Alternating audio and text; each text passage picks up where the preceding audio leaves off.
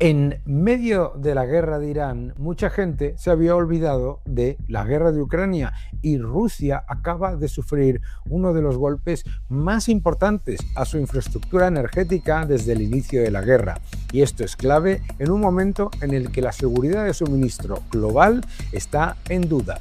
Según cálculos de Reuters, al menos un 40% de la capacidad de exportación de petróleo de Rusia completamente paralizada.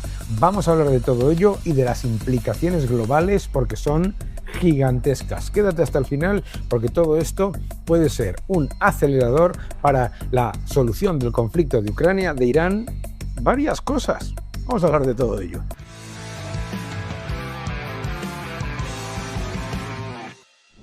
Rusia acaba de sufrir uno de los golpes más importantes a su infraestructura petrolífera en medio de la guerra de Ucrania y en un entorno en el que empezaba a ganar de manera significativa su capacidad de generar mayores recursos vía la exportación a los países que ya no reciben las cantidades que antes tenían de Irán.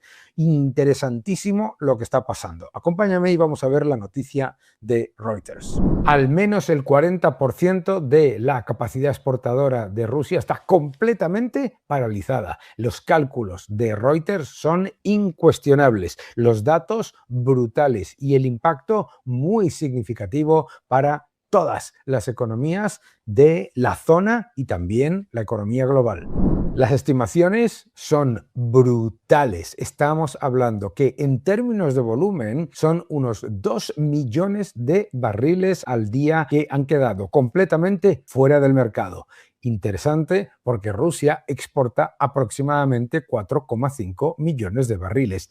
Por lo tanto, piénsalo por un momento, 2 millones de barriles al día, menos en el sistema que se añaden a prácticamente 1,5 millones de barriles al día de las exportaciones iraníes que también están limitadas, además del cierre parcial del estrecho de Hormuz que afecta de manera brutal, como os hemos comentado en este canal, a China, que se ha quedado con la obligación de tener que limitar todas las exportaciones de productos refinados ante la reducción de los volúmenes que llegan hacia Asia. No estamos hablando de una interrupción menor, sino de la mayor disrupción de suministro de petróleo en la historia moderna de Rusia, el segundo mayor exportador mundial.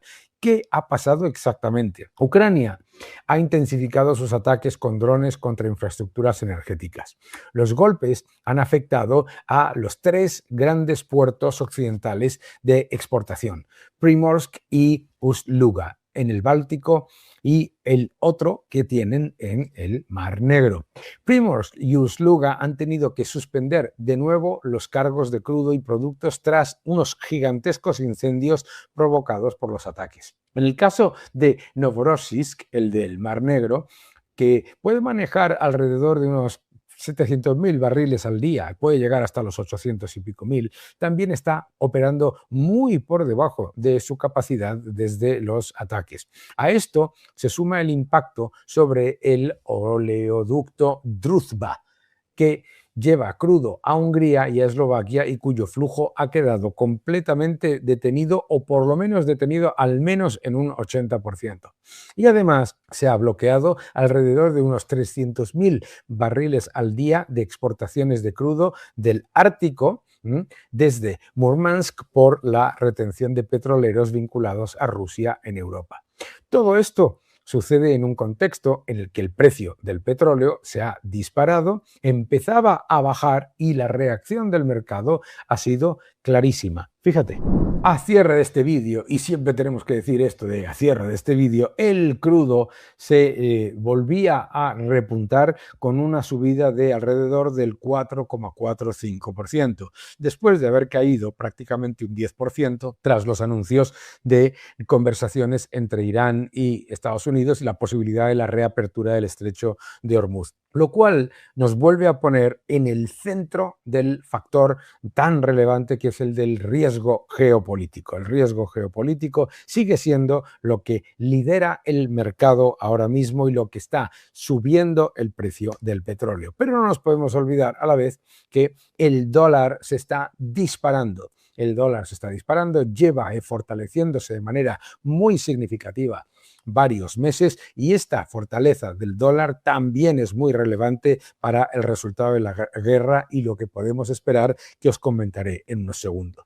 Aquí lo que podemos ver, si vemos la curva de lo que es el precio del petróleo, es que la curva a futuros sigue estando en una fuerte backwardation. Backwardation significa que el precio a corto plazo está muy por encima del precio a medio plazo y que muestra que a finales de este año bajaría de manera muy fuerte el precio del petróleo. Fijaos qué rápido. Es más, yo creo que esto es relevante. Le podemos dar un elemento muy diferenciador al verlo, por ejemplo, comparado con antes de la guerra. Si lo vemos antes de la guerra, hace unas 3 semanas, esta curva estaba en una situación completamente distinta. Antes de la guerra, la curva estaba en un pequeño nivel de estabilidad ligero contango, es decir, el precio spot había subido, pero la curva estaba relativamente plana con movimientos que mantenían el precio a los $70 más o menos. ¿Qué es lo que vemos con esta misma curva? Si nos vamos, por ejemplo, a 3 días, hace 3 días. Lo que es interesantísimo ver en esta curva y cómo se está moviendo en tan poco tiempo es cómo el nivel de backwardation va aumentando. Es decir, que el precio del petróleo a corto plazo sube bastante, ¿de acuerdo? Pero el de largo plazo y el de medio plazo se mantienen relativamente constantes, algo que me parece muy, muy, muy interesante. Para verlo en comparación, lo hemos visto con respecto a hace un mes, vamos a verlo con respecto a 3 meses. Fíjate lo que ha sido el cambio de la curva. El cambio de la curva ha sido de hace 3 meses un ligero contango, que significa que el precio a corto plazo está más bajo que el precio a largo plazo, muy ligero, estabilización hace un mes, cuando ya empezaba el precio del petróleo a repuntar, y una fuerte subida a corto plazo. Lo interesante es que el diferencial a corto plazo, final de año, medio plazo y largo plazo se va estrechando. Y esto hay que tenerlo en cuenta. Por lo tanto, este golpe a Rusia en un momento clave en el que estaba empezando a beneficiarse de manera muy clara de las exportaciones a precios superiores hacia Asia es muy relevante. El golpe llega justo cuando el mercado ya estaba tensionado y Rusia tenía una oportunidad de presentarse como la solución a los problemas de suministro de Asia.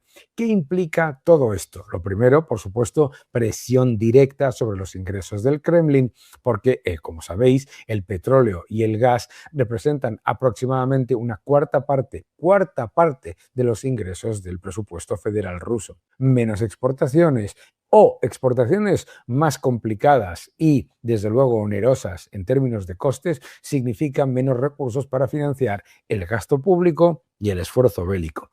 Un aumento muy relevante de los costes logísticos también. Con sus principales rutas occidentales dañadas o interrumpidas, Moscú se ve obligado a desviar más crudo hacia Asia, más caro. Pero estas rutas están limitadas por capacidad, requieren mayores descuentos y afrontan problemas tanto de seguros como de transporte. Y además no podemos olvidar un cambio cualitativo en la guerra de Ucrania, que había estado aparcada de los titulares. Ucrania aquí demuestra que puede golpear infraestructuras críticas en profundidad dentro de Rusia, elevando el coste económico del conflicto más allá del frente. Esto es relevante en una guerra que lleva ya más de 4 años. También es importante que esto abre un frente de vulnerabilidad interna para Moscú, que no puede proteger al mismo tiempo todos sus puertos, oleoductos y refinerías. Es más, muestra que Moscú no puede continuar defendiendo su posición y atacando con respecto a la guerra de Ucrania y tomar una posición belicista y proactiva en el caso de Irán. Eso yo creo que ya es bien evidente, la inacción de China y de Rusia. Ahora bien, esto no significa que Rusia haya quedado totalmente aislada. Sigue exportando al menos 2,5 millones de barriles al día hacia Asia, con un al menos 1,9 de esos millones de barriles al día que van directamente a China.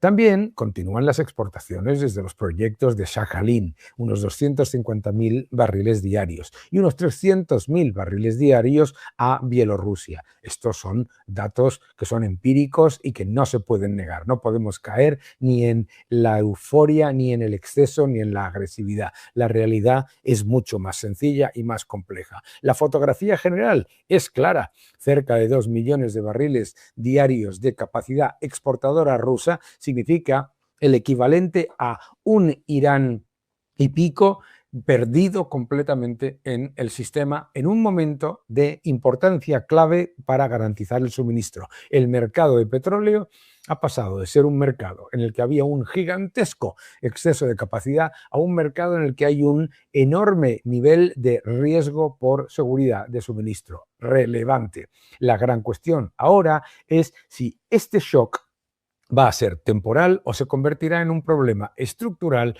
para la industria petrolera rusa y global. Si los ataques se mantienen y los daños se acumulan, Rusia podría verse obligada no solamente a reconfigurar rutas, sino incluso a recortar exportación hacia los mercados más lucrativos en un momento clave. Y en este escenario, el impacto ya no sería solo para Moscú, sino para todo el mercado energético global. En definitiva, esto no es una noticia más de la guerra, es la prueba de que el conflicto también se libra en la economía y en la infraestructura, y que en ese terreno los efectos pueden ser igual de decisivos que en el campo de batalla.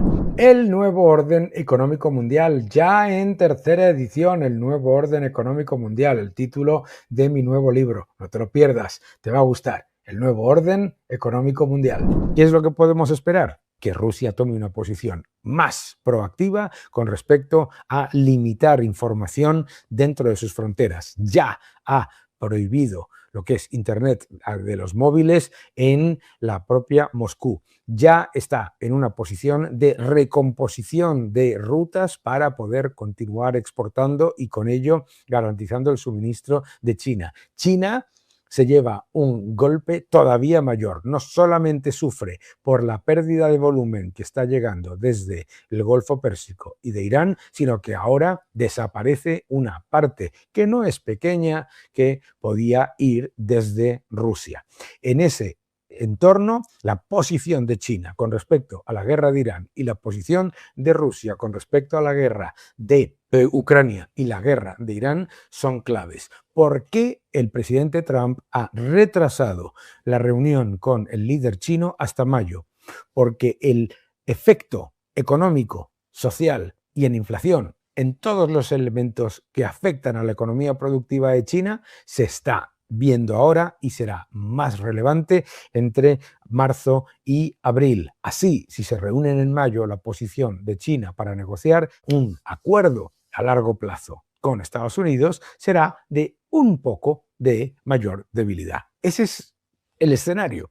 Por lo tanto, cuando China, Rusia, India, Japón, los países europeos están en una situación de debilidad. El estrecho de Hormuz está bajo ataque. Los países del Golfo anuncian que van a unirse a la guerra porque no aguantan ya más a Irán atacándoles diariamente a sus infraestructuras civiles. Y a la vez, Estados Unidos, el mayor productor de petróleo y de gas del mundo, funciona como el colchón global que reduce la tensión geopolítica, la situación probablemente llevará a que la solución sea más rápida y más significativa y duradera de lo que probablemente nos pueda parecer.